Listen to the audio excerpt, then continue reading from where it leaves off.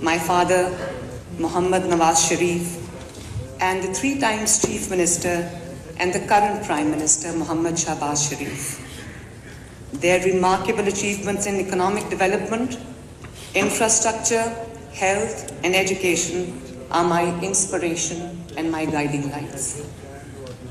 Ladies and gentlemen, my challenges as the first woman Chief Minister and the first woman Chief Executive of Punjab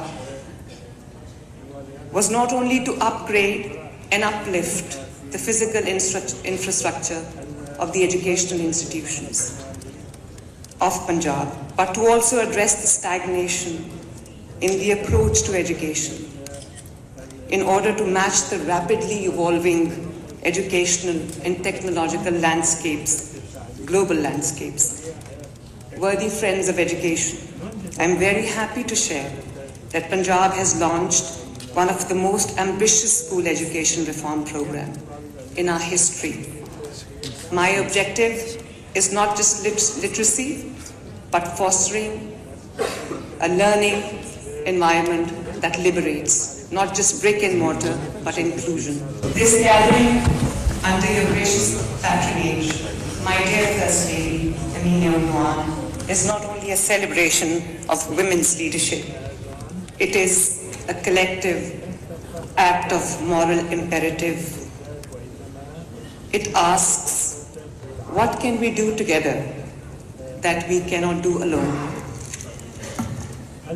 How can the stories of our people find echoes and answers in one another's land? In Pakistan's largest province, Punjab, where I serve as the first woman Chief Minister, these questions are not rhetorical. They are the very foundation of our reforms, of our educational reforms. My government's foremost commitment is to women and children, to education and opportunity, and to dignity and justice. And it is in these arenas that I seek to construct a unique model of governance that is both ethical and effective. In every society, ladies and gentlemen, where injustice festers, it begins by denying children the right to grow into their fullest selves. Education is not merely a sector, it is the architecture of hope. And so we began where hope is born, in the school. Let me share a few highlights of the initiatives my government has launched, which are not only very close to my heart, but under my direct vigil and supervision.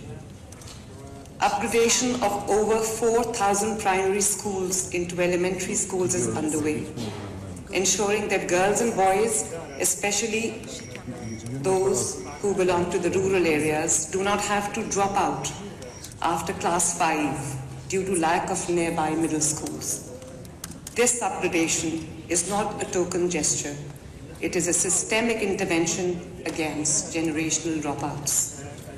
Digital learning rooms are being established in over 6,000 schools across Punjab, integrating technology with pedagogy, and in remote villages where chalk and duster were once the only tools, children now explore science, art, technology, mathematics through screens that connect them to the globe.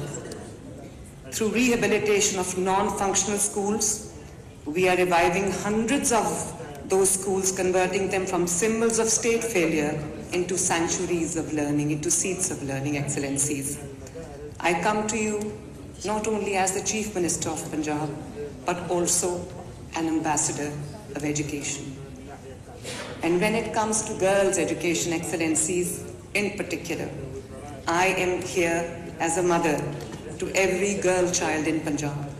My personal mission is to ensure that no child is left behind due to poverty, geography, gender, or social restrictions. An extensive school nutrition program has been launched in underserved districts to combat malnutrition among students, especially girls, who face a disproportionate burden of undernourishment. It is both emotional and heartening for me to see children excitedly relishing packs of milk every morning. Reform, ladies and gentlemen, is not just about what is taught, but it is also about who teaches. We are recruiting about 30,000 new school teachers entirely on merit, reviving regular appointments that had been stalled in Punjab for years. For the first time, we have established a dedicated teacher training and curriculum development institution with continuous professional development programs aligned to the 21st century learning goals. Our reforms, ladies and gentlemen, are student-centered. We are piloting personalized learning platforms, artificial intelligence-powered tools that adjust curriculum based on each child's learning outcomes.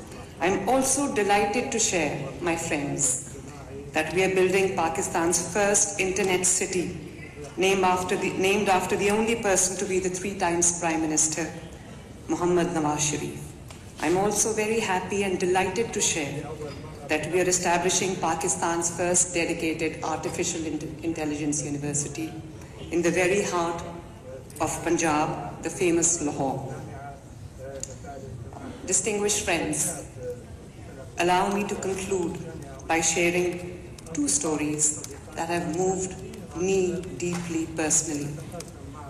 Nida, a young girl from a remote village in district Kasur in Punjab, was married just at 16. Her husband, also a student, could barely afford his own education fee, let alone hers. Yet, Nida dared to dream. She was the first in her family to attend university. When she faced the prospect of dropping out due to unpaid fee, she sent me a handwritten letter. That letter moved me deeply. It became the spark behind our flagship Honahar Scholarship. Honahar means meritorious, a program designed to support 50,000 students like Nida annually. Today, she is in her 2nd semester and dreams of becoming a teacher. I'm proud to say, and I'm proud to share, ladies and gentlemen, that 50% of the scholarship goes to the girls who are deserving and meritorious both. Girls I see as future leaders in education, science, and beyond. And there's another very inspirational story, ladies and gentlemen, again very close to my heart. Ikram, a young boy from south of Punjab. His father sold their only buffalo, his family's sole source of income, to send his son to university. But they didn't realize tuition had to be paid every semester. When Ikram applied for the Honahar Scholarship, not only did we fund his continuing education, but we also reimbursed the semester fee his father had paid from the sacrifice of their only livelihood. Today, Ikram is thriving, and so is his family. Of the students who have received the scholarships, above 2,000 have lost their fathers, 91 have lost both parents. Behind each number is not just a statistic, but a child who has endured the unimaginable and still chooses to rise. They walk into classrooms carrying grief, but also carrying dreams. They remind us that in a fragmented world marked by loss, education holds the transformative power to heal, uplift, renew, and build a brighter future. As we all know, ladies and gentlemen, education is the biggest social equalizer. My dear friends, while I speak from a provincial vantage, our challenges and triumphs are not contained by borders.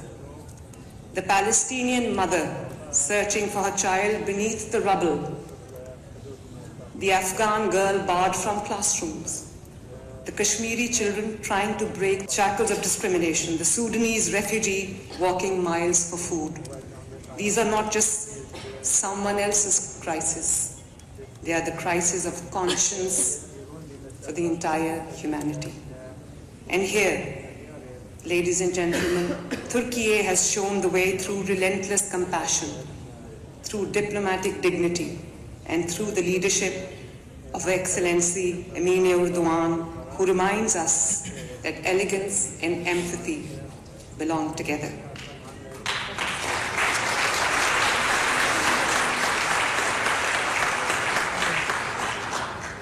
Punjab, under my leadership, reaffirms its moral alliance with all women and children under siege. In forums of power and on the streets of protest, we will be a voice for the voiceless, inshallah. Let us not mistake soft words for soft resolve. Women in the leadership roles today carry not just the burden of performance, but the weight of history. We are not here to merely replicate power. We are here to rewrite its purpose. And I call upon this forum, let us create a global compact for girls' education, a coordinated South-South initiative backed by national commitments where we exchange policy, pedagogy, and pathways for ensuring that every girl from Marrakesh to Multan, from Dakar to Diyarbakir, from Delhi to Dhaka, enters school, stays in school, and thrives in school. Let us institutionalize peer mentorship among women leaders so that the wisdom of one office can guide another and sisterhood becomes our infrastructure. Ladies and gentlemen and friends of education, let us launch a diplomacy of dignity where foreign relations are not merely transactional but transformational, anchored in the well-being of people, not just states. I take this opportunity to invite the top universities of Turkey to expand their presence in Punjab, to create more centers of eminence, more centers of excellence, where our youth can learn, grow, and lead. Let us ensure that our collaboration and exchange programs become the foundation for a brighter, human-centric future, a future that both Pakistanis and Turkish generations will be proud to inherit. To all gathered here, let us all not only lead, but liberate. Let us not only reform, let us recreate. Tashakkar, shukriya, thank you ever so much, everyone. May our work be worthy of our people. Long live Pak Turkey friendship. Thank you very much, ladies and gentlemen.